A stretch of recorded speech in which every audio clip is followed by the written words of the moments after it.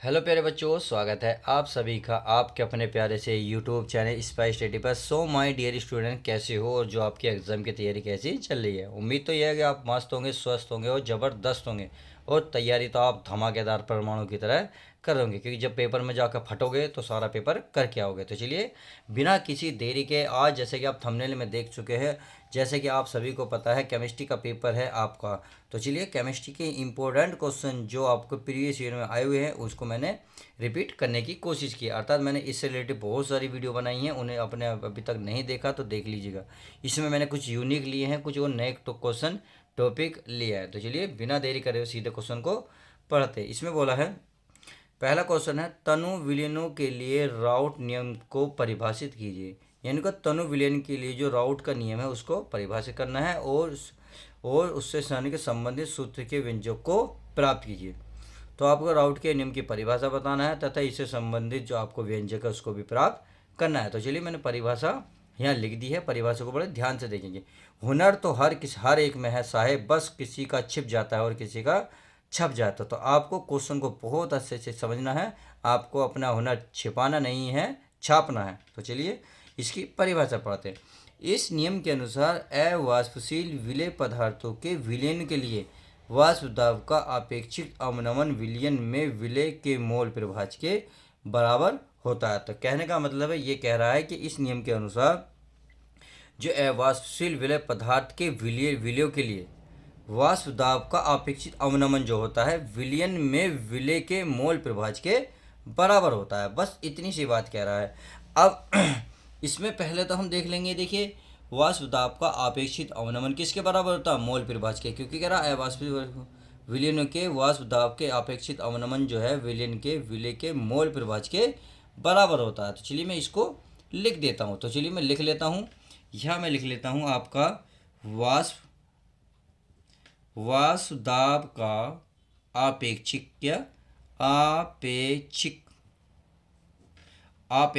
अवनमन किसके बराबर होगा, मोल प्रभाज के। क्योंकि इसमें परिभाषा में दिया है मोल प्रभाज के।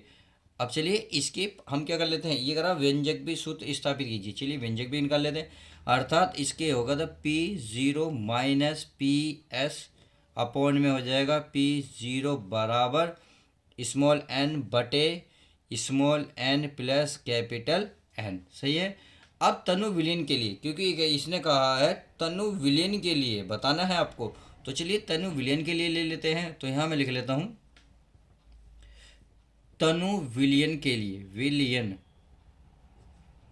के लिए आप तनु विलयन के लिए क्या लेंगे, जो स्मॉल एन है कैपिटल एन है, यानी कि small N plus capital N के स्थान पर लेंगे कैपिटल एन। तो चलिए फॉर्मूले को चेक कर लेते हैं। ये जो आपके सामने दिया है P0 माइनस PS बटे P0 बराबर स्मॉल एन है।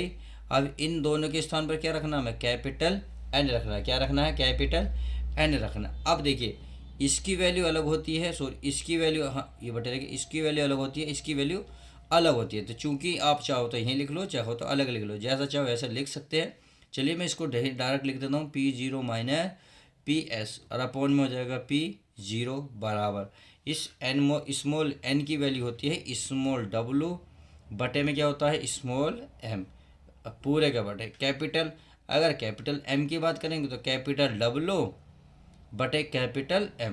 तो आई होप इतनी बात समझ गए होंगे। तो अगर मैं इसको सही रूप देने लगा तो इसका क्या फॉर्मूला बनेगा, इसका फॉर्मूला बन जाएगा P0 माइनस PS अपॉन में P0 बराबर होगा, ये तो ऐसे रहेगा स्मॉल n बटे स्मॉल n गुणा, अब ये वाली चीज़ कहाँ पहुँच जाएगी, ऊपर ये वाली। तो कैपिटल M स्मॉल W नीचे रह जाए, sorry capital M capital W। तो इस तरीके से ये इसका क्या हुआ, फॉर्मूला हो गया। अब कुछ बच्चे सोच रहे होंगे सर P0 क्या है, PS क्या है या WN क्या है।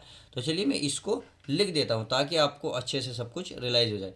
नहीं तो पेपर में आपको देखो लिखना ही लिखना होगा कि ये है क्या चीज़, आप हर एक चीज़ के बारे में लिखेंगे अगर नंबर आपको अच्छे से फोड़ के आने हैं। कहते हैं अपनी लड़ाई खुद ही लड़ो, क्योंकि ये दुनिया फालतू का ज्ञान दे सकती है परंतु साथ आपका कभी नहीं देगी। तो ज़िंदगी मिली है तो कुछ करके दिखाओ, अगर वक्त है तो उसे बदल के दिखाओ। तो आपके पास वक्त भी है और अपनी लड़ाई आपको खुद भी लड़नी होगी। तो चलिए बिना किसी देरी के आप सब कुछ क्लियर कर लेते हैं। तो यहाँ लिखेंगे आप P0 बराबर किसका होगा, शुद्ध विलायक का वाष्प दाब।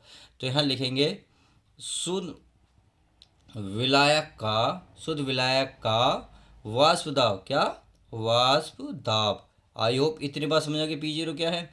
अगर मैं अब इसमें PS की बात करूं, यानी कि PS, चलिए हाँ PS लिख लेता हूं। PS की बात कर लेते हैं। यह है विलियन, विलियन का वाष्प दाब। यहाँ लिख लेता हूं मैं विलियन, विलियन का वाष्प दाब। सही है। चलिए इतनी बात आई समझ में आ गई। अब स्मॉल डब्ल्यू की बात कर लेते हैं। तो स्मॉल डब्ल्यू बराबर क्या होता है, ये होता है आपका विलेय, क्या, विलेय, विलेय का भार। क्या होता है, विलेय का भार। अगर स्मॉल एम की बात करूँ, स्मॉल एम की बात, तो स्मॉल एम क्या होता है, ये अणु भार होता है किसका, विलेय का, विलेय का अणु भार। आप ये भी लिख सकते हैं। तो चलिए ये बात समझ में आ गई स्मॉल एम की स्मॉल डब्ल्यू क्या है। अब बात आते हैं कैपिटल की, अर्थात कैपिटल डब्ल्यू की बात करेंगे तो ये होता है विलायक। क्या होता है प्यारे बच्चों, विलायक। तो विलायक का भार, ये हो जाएगा विलायक का भार। अगर कैपिटल एम की बात करेंगे तो ये हो जाएगा विलायक की जगह हो जाएगा, ये सॉरी विलय है, विलय, विलय, विलय। अरे अगला हो जाएगा विलायक। क्या हो जाएगा, विलायक, विलायक। ये विलायक ही है, विलायक ही है, ये भी विलायक ही है। विलायक का अणु, ये भार हो जाएगा, ये हो जाएगा ला अणुभार, यानी कि विलायक का अणु भार। तो चलिए आई होप इतनी बात आप सब कुछ समझ गए होंगे कि कौन सा क्या है। इतनी बात क्लियर। क्वेश्चन अगर आपको 2 से 3 नंबर में मिलता है तो अच्छे से कर लोगे ना। तो चलिए बिना देरी करे हुए नेक्स्ट क्वेश्चन देख लेते हैं। तो चलिए प्यारे बच्चों, ये रहा आपके सामने नेक्स्ट क्वेश्चन। नेक्स्ट क्वेश्चन अर्थात क्वेश्चन नंबर 2। यह कोल राउस का नियम क्या है, इस नियम का एक अनुप्रयोग उदाहरण सहित बताना है। यानी कि आपको कोल राउस का नियम भी बताना है, इस नियम का एक अनुप्रयोग भी बताना है और उसका एक उदाहरण भी आपको देना होगा। तो चलिए कोल राउस का नियम क्या है, ये डेफिनेशन मैंने लिख दी है, आप इसे अच्छे से पढ़ेंगे। तो चलिए पढ़ लेते हैं। इस नियम के अनुसार, यानी कि जो कोल राउस का नियम है उसके अनुसार, अनंत तनुता पर किसी विद्युत अपघटन की मोलर चालकता, यानी कि किसी विलय अपघटन की मोलर चालकता उस विलय में उपस्थित धनायन क्या है, धनायन तथा ऋणायन की मोलर चालकता के योग के बराबर होता है। बस इतनी सी बात है। तो ये तो बात समझ में आ गई होगी। अर्थात इसका कहने का मतलब है, अगर इस फॉर्मूले को ले लो, यानी कि लैम्डा, ये हो गया अनंत, और ये हो गया हमारा कोई क्या, किसी विलायक, तो यानी कि एम।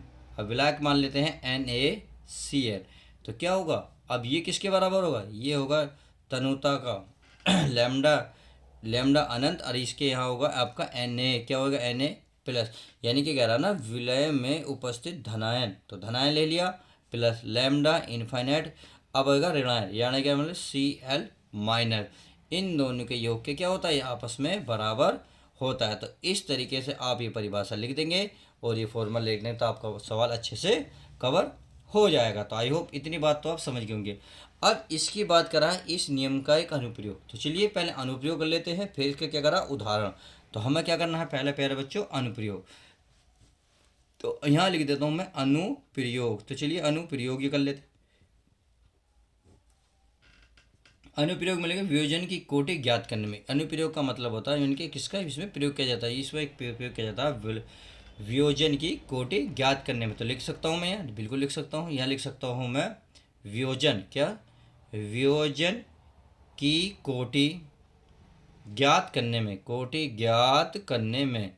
तो कोटि ज्ञात करने में इसको देखो, वियोजन की कोटि का ज्ञात करने में दिखाते हैं अल्फा से। किससे, अल्फा से होता है। अल्फा बराबर हो जाएगा किसी सांद्रता पर विद्युत अपघटन की मोलर मोलर चालकता तथा अनंत तनुता पर विद्युत अपघटन की मोलर चालकता। तो चलिए मैं लिख देता हूँ ताकि बच्चों को अच्छे से समझ में आ जाए। तो यहाँ मैं लिख लेता हूँ। चलिए मैं इसको थोड़ा सा नीचे कर लेता हूँ ताकि आपको अच्छे से समझ में आ जाए। तो यहाँ लिख सकता हूँ मैं हिंदी लिख रहा हूँ, यानी कि किसी सांद्रता पर, किसी सांद्रता पर विद्युत अपघटे की मोलर चालकता, क्या, मोलर चालकता सही है, बटे में होता है अनंत, क्या, अनंत तनुता पर विद्युत अपघटे की मोलर चालकता का अनुपात वियोजन की कोटि में ज्ञात करने में प्राप्त होता है। तो इस तरीके से ये इसका क्या हुआ आपका अनुप्रयोग। तो चलिए अब क्या पूछ रहा है, ये पूछ रहा है इसका उदाहरण।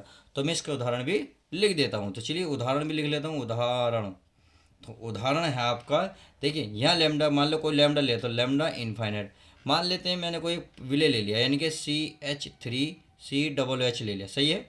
अब ये किसके योग के बराबर होगा, यानी कि आपका लेमडा ये कि इनफाइनाइट और H प्लस पॉजिटिव तथा लेमडा इनफाइनाइट अब होगा माइनस, यानी कि CH3COO और माइनस।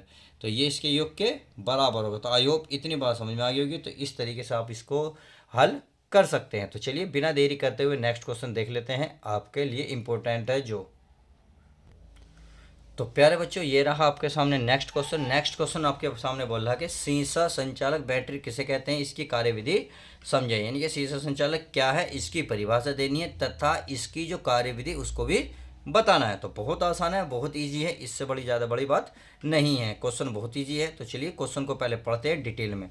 इसका आंसर है सीसा संचालक क्या है। सीसा संचालक सेल का प्रयोग वाहनों, इन्वर्टर, सोलर सेल आदि में किया जाता है। इसमें कई सारे सीसा संचालक सेल श्रेणी क्रम में जोड़े जाते हैं। कहने का मतलब है सीसा संचालक सेल का जो प्रयोग है वाहनों में, इन्वर्टर में और सोलर सेल आदि में प्रयोग किया जाता है, सही है।